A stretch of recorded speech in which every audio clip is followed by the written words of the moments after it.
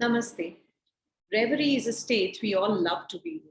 It's an extremely pleasant state, but we equally dread the state of torture.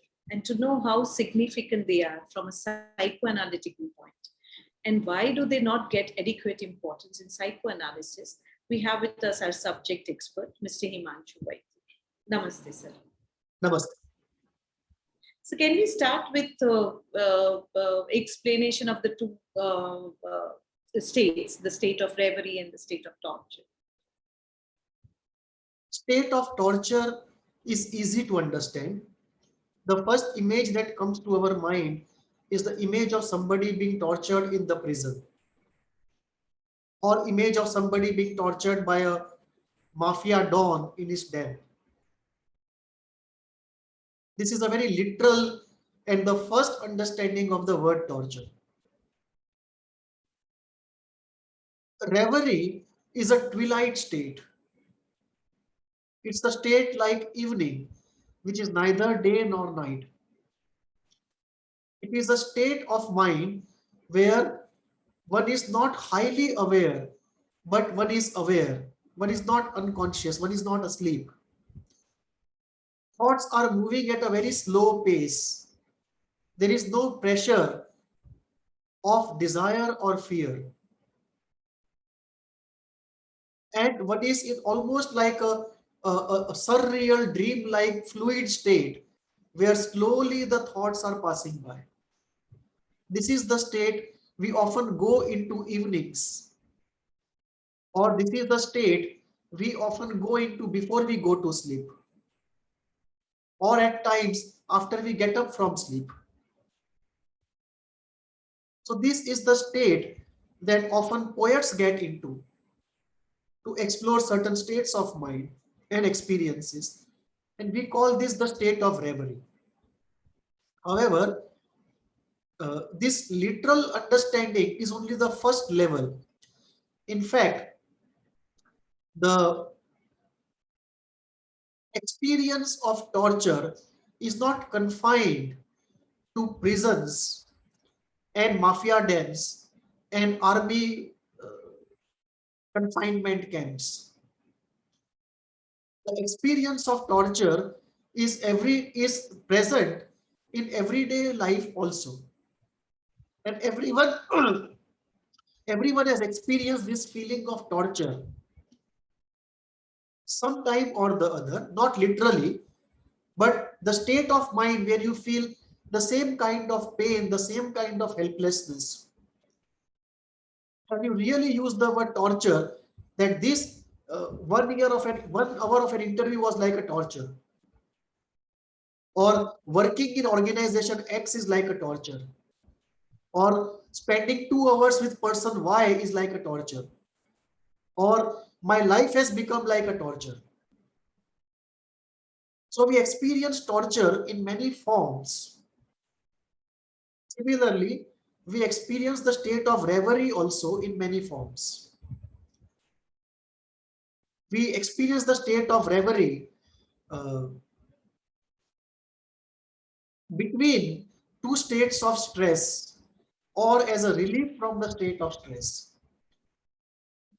Reverie is a state we constantly want to go into. Torture is a state we constantly want to avoid. And the two, they form a continuum. And it's very important to understand the presence of this continuum in the psychic field. Many people are actually trapped in this continuum of reverie and torture. And they cannot find a third or a fourth place. They just keep shifting from one to the other, and that creates a very difficult life.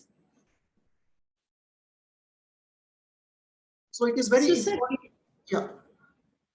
No, yeah, you continue. I was asking another question, but it is very important from a psychoanalytic standpoint for pathogenesis, healing, and quality of life, and also from productivity standpoint in the real world, because many people feel the feeling of torture in work and at the workplace, and therefore are not able to perform to their full potential, and their quality of life and relationship with everyone else, that is impaired severely impaired because of the feeling of torture at workplace.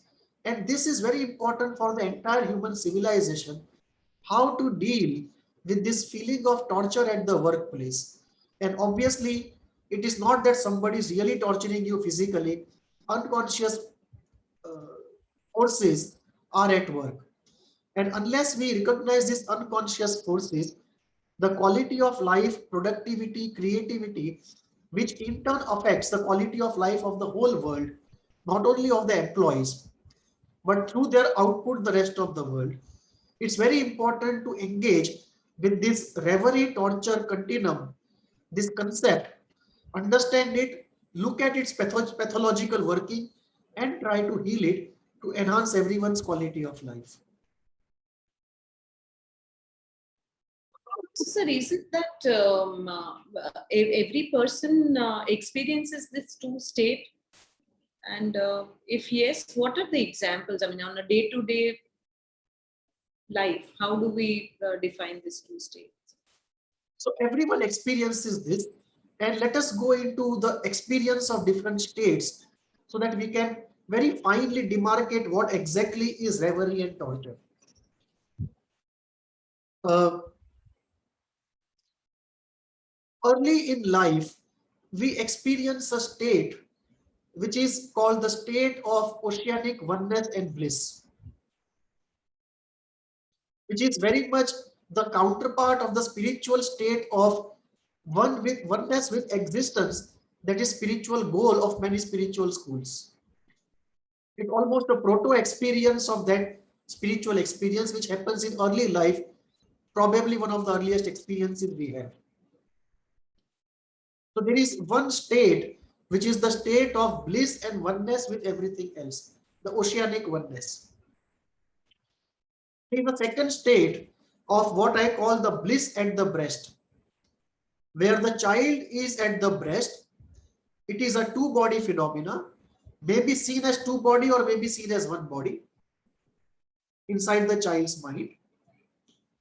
And there is this feeling of a strong ecstatic feeling, which is more concrete and dense compared to the light euphoric feeling of the oneness. So this is a more dense feeling, slightly ecstatic, which is what I call the bliss at the breast stage.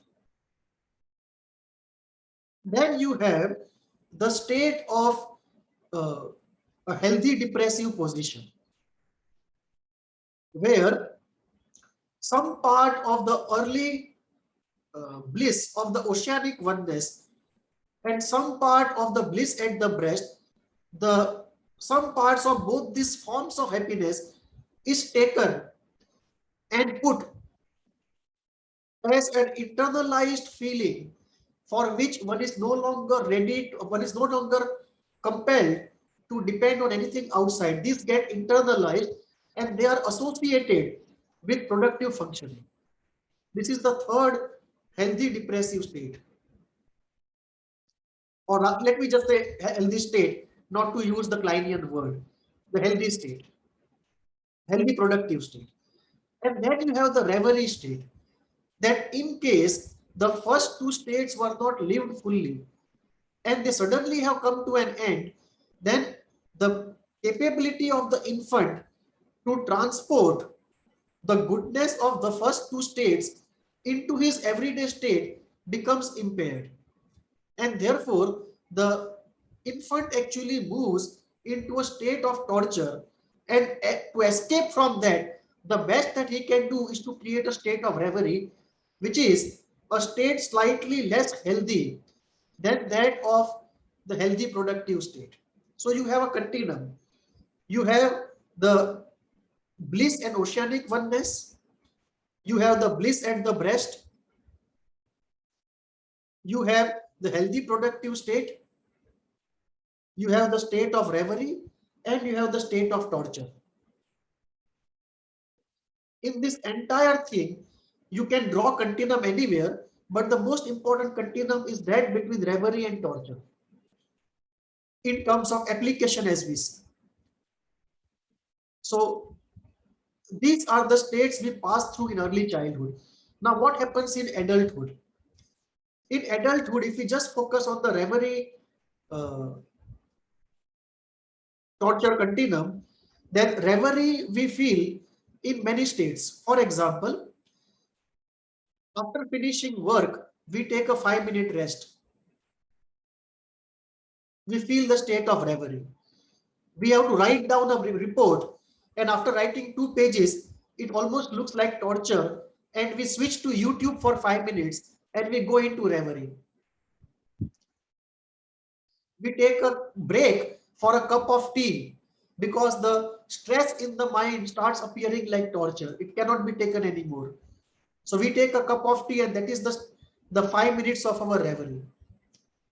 We read a magazine, we consume art, we talk to our friend on the phone, and we get into the state of reverie just to take a break from the state of torture or the state of stress which has started bordering torture. So these are everyday experiences that every day we do some work, the stress becomes unbearable after a point, and we take a 5-10 minute break into reverie, and we can have hundreds of examples of how we break. And then coming to the torture, we feel the torturous feeling if uh, we are called by an authority figure who is going to scold us or actually scolds us. Very common in organizational setups. Or if we have to go and meet a mafia don, or if we are called by the policeman. Until the matter is over, we feel almost like a torture. And once the matter is settled, we feel a wave of bliss, as though we have just relieved ourselves from this torture. Any stress, or somebody is sick at home for a long time, and we start feeling it as a torture. And once the person gets well, we feel a wave of bliss coming out in us. Or in between, we may take a 2-day break to go into reverie because we cannot take the continuing stress for long. So we all experience torture in many ways and reverie in many ways. And reverie is a compulsion to enable us to bear torture. We take breaks because that is what the system needs. Difficulty arises when this torture starts appearing at too low intensities of stress. And there is reverie becomes almost like an addiction. So this is how we experience reverie and torture in different states, in multitude of states, I would say. So basically, that's a state of mind, if we want to narrow it down to something. Yeah, both of them are states of mind, but they are very strong determinants of our quality of life and productivity. Precisely, sir. So how does that affect your personal and your work life? I'm sure it has tremendous negative as well as positive effect on both. Yeah, we have all heard two aphorisms. The first is, children walk to school and they run back home. And the second is, thank God it is Friday. Now, both these aphorisms say that for children, school looks like a torture and home looks like a space of reverie. And for working population, the weekend looks like reverie and the week looks like a torture. And this is a very symbolic way of putting it. The real fact is, for a large section of population, they are not able to move from bliss at the breast to healthy productive state in their inner mind.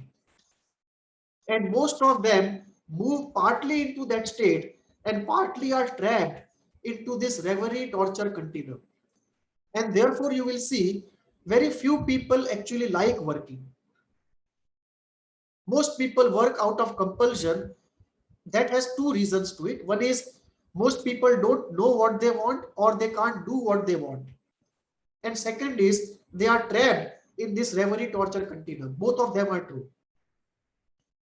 And therefore, you will see people are highly stressed in organizations. And one of the reasons for being highly stressed is they feel the stress of the organization almost like a torture state. So you will see people working on laptops. Suddenly for 5 minutes, they will switch to YouTube, or they will switch to stock market, or they will switch to a movie or something of that sort. And therefore, this getting entrapped in the reverie torture continuum is a very important element for working population, because their productivity, their career graph, and many times because of this torture feeling, the somatization happens and psychosomatic sicknesses develop, usually around the age of late 30s, early 40s. And the reason is people are not happy at work, they are not in reverie, they are in the state of torture. And this has an element of catastrophic thinking also built into it. So the fear of authority figures because of Oedipus, the fear of authority figures because of the split open, the all of this multiplied by catastrophic thinking, and the difficult early life experiences of not being able to create healthy, happy state inside, the healthy, productive state inside, all of them comes together to make work a torturous experience, not a happy experience or a reverie experience. And therefore, to live from torture, all that people can think is to be in a state of reverie, which is to do nothing. So often, it is not inertia, it is the escape from torture which makes people not to work. So this is very, very important at workplace. If you see people who are very successful, there are two elements behind them. One, of course, is luck. Second is they are doing what they like. And third, uh, in early life, they were able to move from bliss at the breast to a state of healthy, productive state.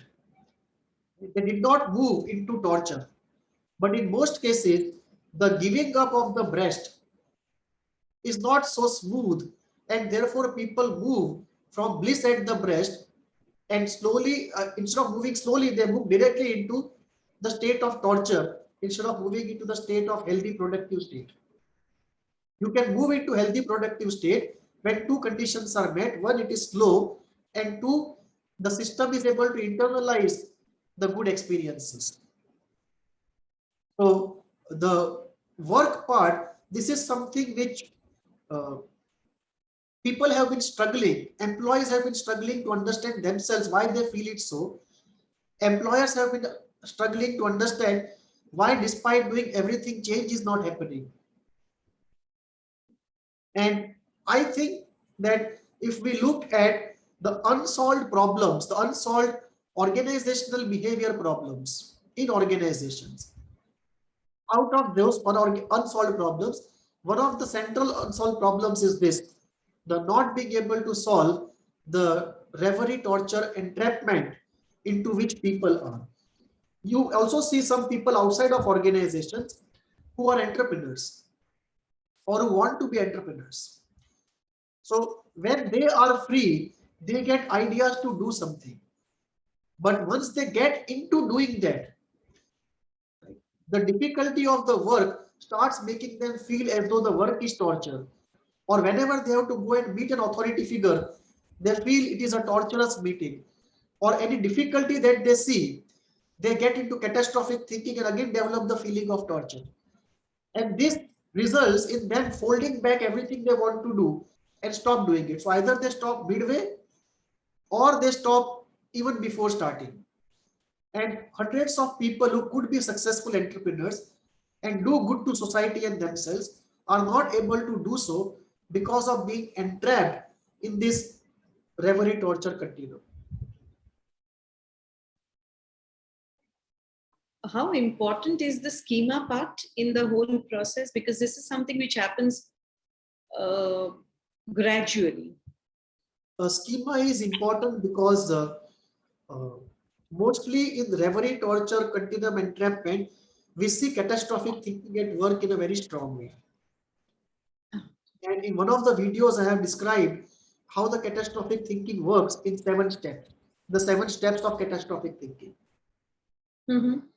Okay. And the two important, three important parts of that 7 steps are the feeling that I am not good enough. And second, magnification of the problem and de-idealization of oneself. So magnification of problem and I am not good enough, the two, they are the key elements in the 7 step process of catastrophic thinking.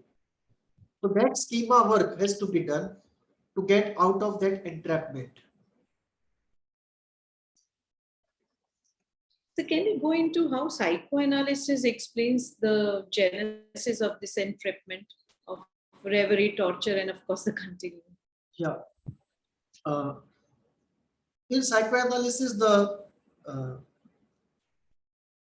most acceptable of explanations is based upon early life object loss.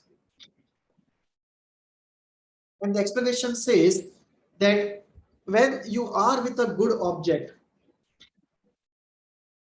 right, you experience the first two states, the oceanic bliss state and the bliss at the breast state. And then you have to slowly move away from the breast and become independent. And if the movement is slow enough, two things happen. One is able to give up that ecstatic pleasure slowly for the sake of pleasure of uh, exercising one's competence. And second, the system is able to internalize the good breast inside. Now, if because of envy, or if because of the split being open, or because of narcissistic rage, the internalization of the good breast cannot happen. Or if this all of a sudden loss of the good breast, then one is not able to successfully take the goodness of the first two experience and get into a state which is a happy productive state. Rather, one jumps from a state of ecstasy to a state of torture. And then there is nothing in between. If you slowly move, you are actually creating a continuum, a continuous continuum. So from bliss at the breast, you slowly create the continuum till happy productive state. But take another instance where suddenly you jump out of it and the breast is lost. The man jumps out of that bliss of the breast into a state of abandonment. And in that state of abandonment, he feels that feeling of torture because of the attack of the good breast, because of the attack of the bad breast, because of disintegration of the ego, because of the working of one's own death instinct, the working of negative pure effects in oneself, and because of the natural chaos at that time in the body and the bodily problems.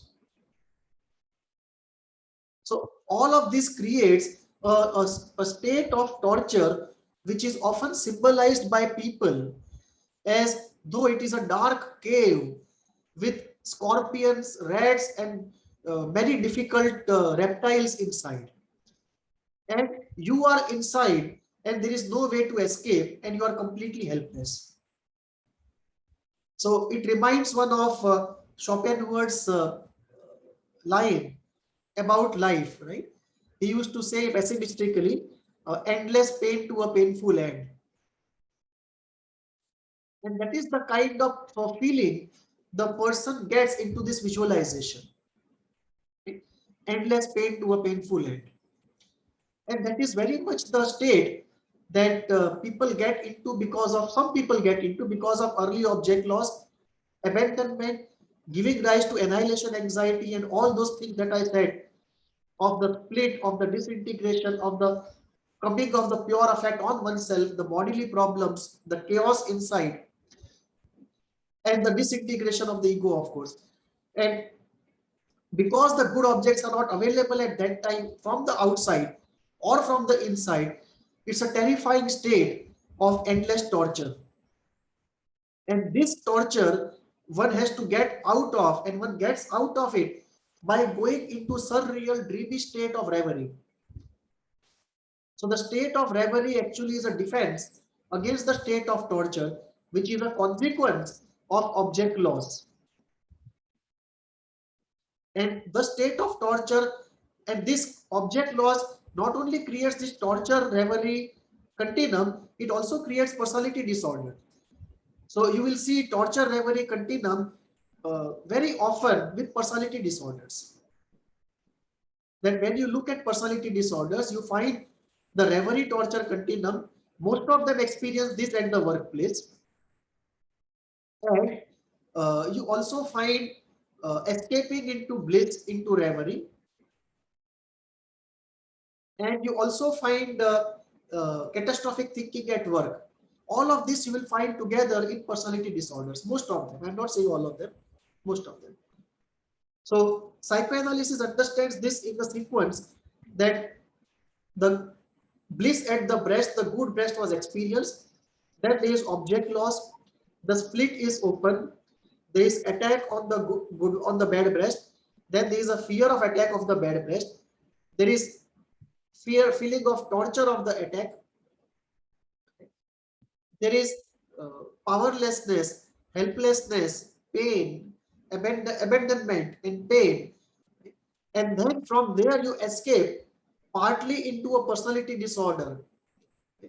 And in that escape into a personality disorder, you take with you the catastrophic thinking and the reverie torture continuum. All the three, they go together most of the times. Mhm. So this is how we look at it from early life standpoint, from an unconscious standpoint. Environment and good enough parenting would also play a major role, right? From Yes. If somebody has got this kind of childhood experience, and if the parents provide a good environment, schools provide a good environment, then if it is not a very strong problem, it can be modified because of later experiences. But unfortunately, what happens is, in most cases, uh, the behavior of the parents actually fortifies the problem instead of mitigating the problem. Can you explain how? Uh, I mean, Let us say the early life object loss has led to the split remaining open, and there being a template developed of I am not good enough because I could not defeat the bad breast. And with the split open, the person goes into ED person, all of this get magnified into that context. And the parents also tell that person that you are not good enough.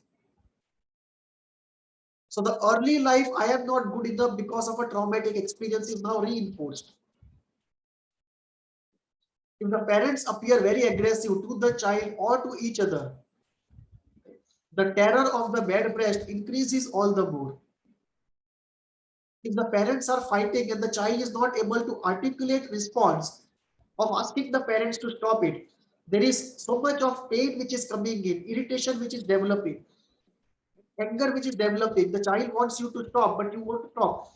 So there is so much of feelings developing, the child cannot articulate. And therefore, uh, the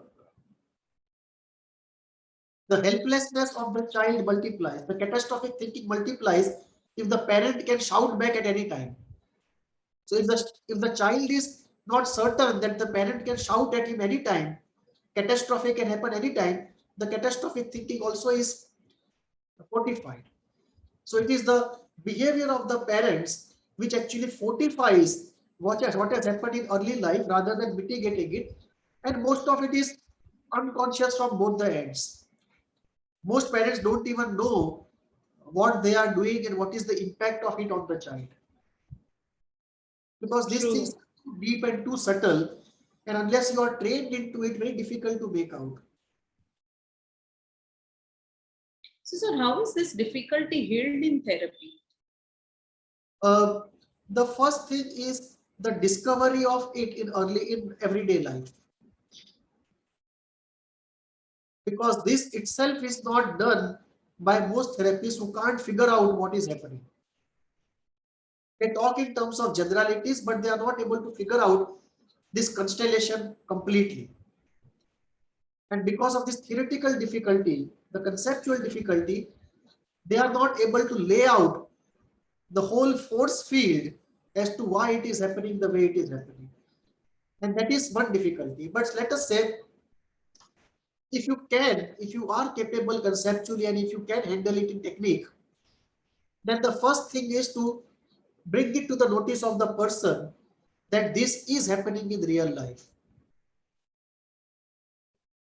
That you feel very happy when you have holiday at work and you almost feel like tortured and you keep shouting at people at home or your friends, whoever you feel is safe to shout at, the moment you get pressure of work. And this may be because of the torture element. And you just want to give up working because the torture is unbearable. You just want to go back to reverie. And this may have very strong practical consequences for your career.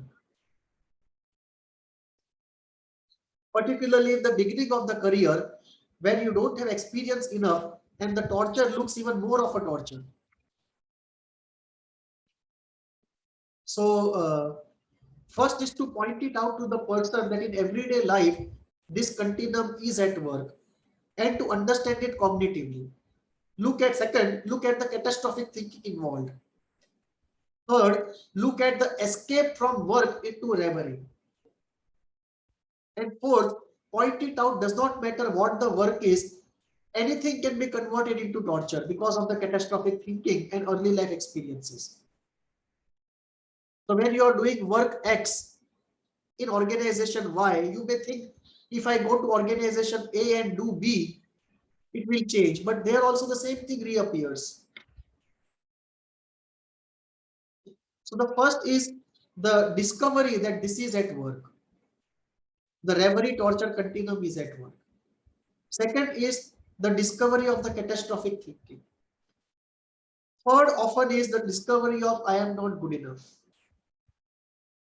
And fourth is to, if possible, revisit object losses in adult life so that the whole template can be laid bare to the person. If not, then we can discuss theory or give him a model. And once the cognitive part is done, then we come to the behavioral and the affective part, and all the three are required here. Affective part involves catharsis. It involves articulation of the half articulated, making the unconscious conscious, giving labels and names and articulation to the unsaid. And then behavioral changes for practice, because even after everything is understood, catharsis is done to the extent it can be done. You still need practice to overcome this very deep-seated problem. So catastrophic thinking does not go out in one instance. You don't get out of reverie torture continuum also immediately. Right? One has to behaviorally practice to reach the state of happy, productive state, the healthy, happy, productive state at work. And this requires a behavioral self-working to put it into action and see what problems are coming inside. When put into action, take them back to therapy and heal them. And this requires a classical psychoanalytic theory for a long time and then complemented by the behavioral therapy. So a holistic part is the best part. If you can combo this with homeopathy or with energy healing or with meditation or relaxation techniques, that's also very important. Relaxation is a very important thing in this whole process. In fact, we don't take relaxation seriously, but rest and relaxation are very important. For most pathologies, including this one, I would almost say that we should have a separate rest and relaxation therapy to complement this main therapy which is going on. It is so important. So those are the ways in which the classical psychoanalytic analytic approach would have to go about healing the reverie torture continuum. And there is one more element I would like to state. often we see people who have been in this entrapped in this continuum for a long time, they develop a strange kind of situation. Mhm. On one hand, they feel they are suffering in this continuum entrapped. On the other hand, they feel they have survived in this continuum for a long time. And they find it fearful to get out of it and explore something new. So, giving up sickness and moving into health, the unknown part of health itself becomes frightening. And this is what I call the tragic holding state. That you are in a state of tragedy, but the tragic state is also providing some holding. And you have survived in that state for a long time. And therefore, you are defeated to move out of that state into a healthy state. And many people actually say, if I get healthy and all my problems are solved, what will I do? So they have become so good friends with their suffering that they have got attached and habituated to the suffering itself. And therefore, this attachment, this habit, and the desire to suffer, they have to be worked upon and removed so that one can move out of this tragic holding state into a healthy state. You mentioned a bit about spirituality, but anything that you would want to specifically add here on how spirituality, I mean, what approach spirituality would take in healing of this? One, spirituality strengthens the feeling of bliss, the first state. Second, it facilitates internalization of good, reliable, stable object, which partly can undo early object loss problems in some people at least, if not everyone. And spirituality has very good techniques, be it idol therapy, be it visualization, be it meditation, be it relationship with the guru or relationship with the co-aspirants or social work, and also some herbal preparations, some rituals, uh, some mantra techniques, some yoga techniques. All this help the person in internalizing a good, reliable, stable object as well as for catharsis. So different tools for different purposes. But when we look at the tool spirituality has for internalization of a good object, for catharsis, for experiencing bliss all the more in meditative states, for better relaxation, some techniques for better relaxation, and their whole exploration of the mind, which is slightly in a different language than psychoanalysis. They have their own set of concepts and tools to address this continuum of reverie and torture and enable the person to go to the healthy, productive state.